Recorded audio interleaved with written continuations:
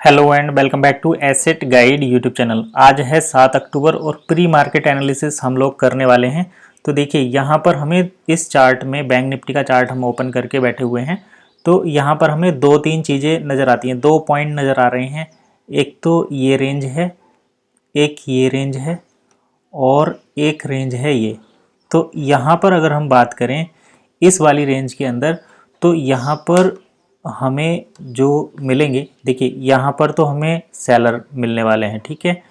यहाँ पर हमें बायर जो है निकल चुके हैं, यहाँ पर भी हमें सेलर ही मिलने वाले हैं, ठीक है। अगर हम यहाँ पर बात करें तो यहाँ पर हमें बायर भी मिल रहे हैं और सेलर भी यहाँ पर मिल रहे हैं।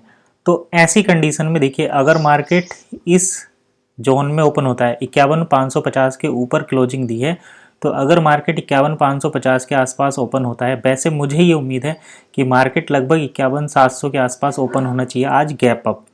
तो अगर मार्केट गैप अप ओपन होता है और थोड़ा रेजिस्टेंस लेता है 51,800 का, तो उसके बाद हम यहाँ पर जो है सेल करने की कोशिश करेंगे, यानी कि पुट बाय करने की कोशिश करेंगे, क्योंकि मार्केट कहीं ना कहीं यहाँ पर जो बायर्स आए हैं इनको टारगेट करने के लिए जा सकता है।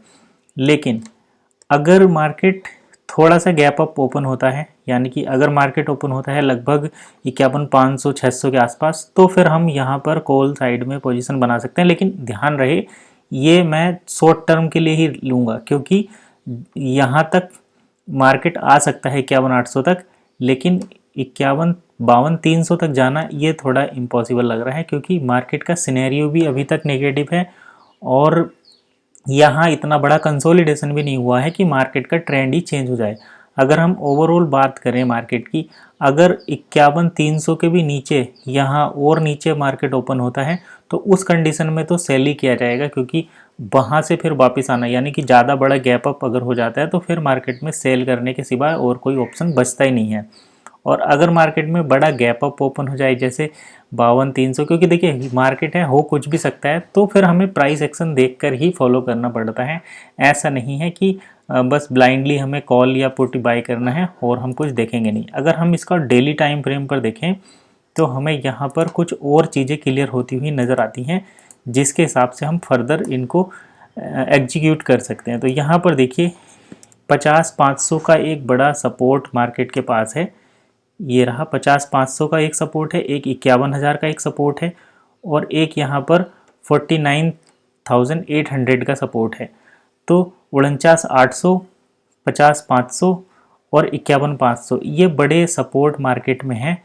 इन सपोर्ट को अगर मार्केट ब्रेक करता है तो फिर उसका अगला जो टारगेट रहेगा वो 49,000 के आसपास मार्केट आ सकता है, और यहाँ से ब्रेक होना काफ़ी इम्पॉसिबल है। लेकिन अगर यहाँ तक भी आएगा तो मार्केट में एक बड़ी गिरावट जो है वो दर्ज कर ली जाएगी। तो इसके बेसिस पर हमें आज की अपनी ट्रेड को प्लान करना है। तो चलिए फिलहाल इतना ही, आगे देखेंगे कि ट्रेड में किस तरीके का प्राइस एक्शन बनता है। डायरेक्शनल ट्रेड करेंगे या स्टॉप लॉस हंटिंग को आज मार्केट प्रीफर करेगा।